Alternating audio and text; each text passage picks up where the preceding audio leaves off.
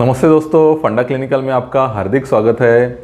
और आज के वीडियो में हम जानकारी लेने वाले हैं डोब्यूटामीन, ये जो ड्रग है उसके बारे में। तो दोस्तों, ये जो डोब्यूटामीन है ये एक कैटेकोलामाइन है।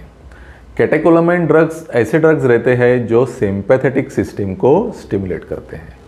और ये जो डोब्यूटामीन है ये एक सिंथेटिक कैटेकोलामाइन है। सिंथेटिक कैटेकोलामाइन मतलब ये नेचुरली हमारे बॉडी में अवेलेबल नहीं रहता है। दूसरे जो कैटेकोलामाइन हैं जैसे एड्रेनलिन, नॉर एड्रेनलिन या फिर डोपामिन, ये हमारे बॉडी में naturally as a neurotransmitter available रहते हैं। लेकिन डोब्यूटामीन जो है ये एज ए न्यूरोट्रांसमीटर हमारे बॉडी में अवेलेबल नहीं रहता है और इसे बाहर बनाया जाता है। और दोस्तों, ये जो ड्रग है it is a derivative of dopamine. Dopamine जो एक प्रकार का कैटेकोलामाइन है, इसका ही ये जो ड्रग है वो डेरिवेटिव है। तो दोस्तों, अब ये जो डोब्यूटामीन है इससे बहुत बार डोपामिन के साथ कंफ्यूज किया जाता है। इसके बहुत सारे रीज़न हैं। एक तो इसका नाम भी सिमिलर लगता है, ये एक साउंड अलाइक ड्रग है। डोपामिन, डोब्यूटामिन सुनने के लिए सिमिलर लगता है। इसके जो एक्शन है वो भी बहुत सारे सिमिलर है और इसका जो डोज है वो भी डोपामिन के जैसा ही सिमिलर है। लेकिन जो डोपामिन है और डोब्यूटामिन है इसमें बहुत सारे डिफरेंसेस भी रहते हैं। तो दोस्तों, ये जो डोपामिन है इसके बारे में मैंने पहले ही एक वीडियो बनाया है जिसे आप यहाँ पे क्लिक करके देख सकते हैं या उसकी लिंक आपको डिस्क्रिप्शन बॉक्स में मिल जाएगी। तो दोस्तों, अब हमारे टॉपिक के उधर आते हुए अब हम देखेंगे कि ये जो डोब्यूटामिन है इसका मैकेनिज्म ऑफ एक्शन क्या है। तो वो ऐसा है कि it is an agonist of beta 1, beta 2 और अल्फा 1 रिसेप्टर्स। ये जो 3 रिसेप्टर्स है इसे ये जो ड्रग है वो स्टिमुलेट करता है और इसका जो मैक्सिमम जो इफेक्ट है वो रहता है बीटा 1 रिसेप्टर पे। अब ये जो ड्रग है ये बीटा 2 और अल्फा 1 इस पे भी इसका एक्शन रहता है, लेकिन वो वीक रहता है। और दूसरी इंपॉर्टेंट चीज़ ऐसी है कि ये जो 2 रिसेप्टर्स है इनका जो एक्शन है वो एक दूसरे को एंटेगोनाइज करते हैं। बीटा 2 रिसेप्टर्स पे जब ये ड्रग एक्ट करता है तो उसके कारण वेजोडाइलेटेशन होता है और अल्फा 1 में एक्ट होने के कारण वेजो कॉन्स्ट्रिक्शन होता है। इसलिए वेजोडाइलेटेशन और वेजो कॉन्स्ट्रिक्शन एक में को निगेट करते हैं और इसलिए इसका उस पर कुछ भी इफेक्ट नहीं होता है और उसका जो मेन इफेक्ट है वो रहता है बीटा 1 रिसेप्टर पे। तो दोस्तों, अब ये जो ड्रग है ये जब बीटा 1 रिसेप्टर पे एक्ट करता है तो कौन से एक्शन होनी चाहिए? इसमें 2 एक्शन हो सकती है। एक तो इसे कहते हैं आयोनोट्रोपिक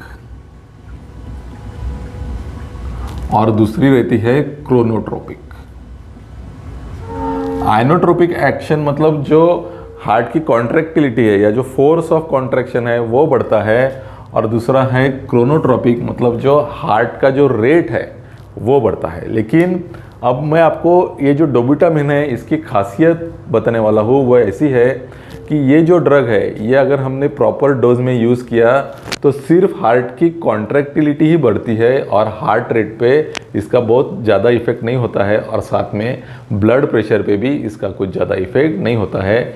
और यही जो है ये जो ड्रग है इसकी मेन खासियत रहती है। तो ये जो ड्रग है इसका डोज हम क्या यूज़ करते हैं? तो इसका जो डोज है वो ऐसा है कि it is given in infusion. इसे इन्फ्यूजन पंप में दिया जाता है। उसका जो डोज है वो है 2 to 20 माइक्रोग्राम पर केजी पर मिनट। और ये जो ड्रग है ये हमें अवेलेबल रहता है एम्प्यूल में। एक 5 ml की एम्प्यूल में 250 मिलीग्राम ऑफ ड्रग्स अवेलेबल रहता है।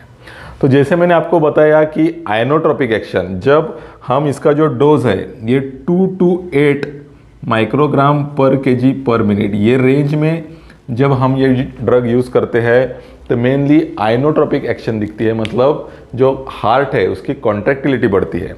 और जब ये जो डोज है ये 8 के ऊपर जाने लगेगा तो फिर हार्ट रेट भी बढ़ना शुरू हो जाता है। तो अगर हमने ये डोज की रेंज यूज़ की तो हमें सिर्फ आयोनोट्रोपिक एक्शन ही मिलेगी। अब हम देखते हैं कि ये जो ड्रग है इसका साइड इफ़ेक्ट क्या है।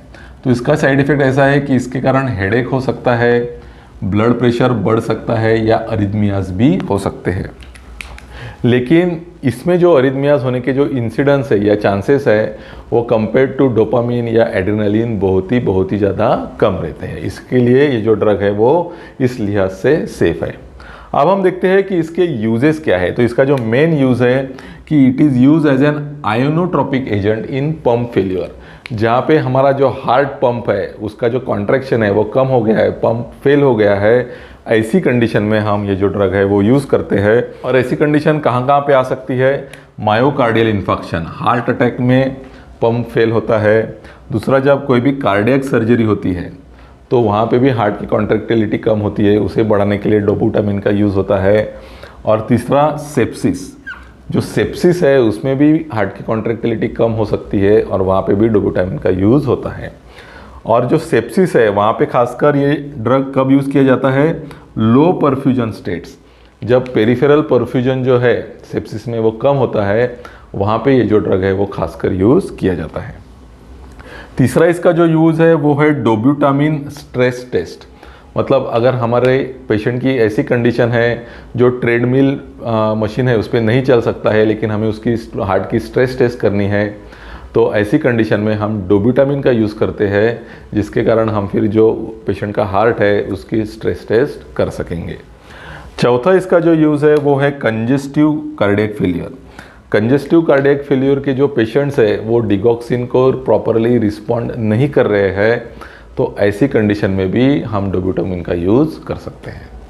तो दोस्तों, इस प्रकार आज का जो वीडियो है इसमें हमने डोब्यूटामिन, ये जो ड्रग है, इसके बारे में जानकारी ली है। मैं आशा करता हूँ कि आज का जो वीडियो है वो आपको अच्छा लगा होगा।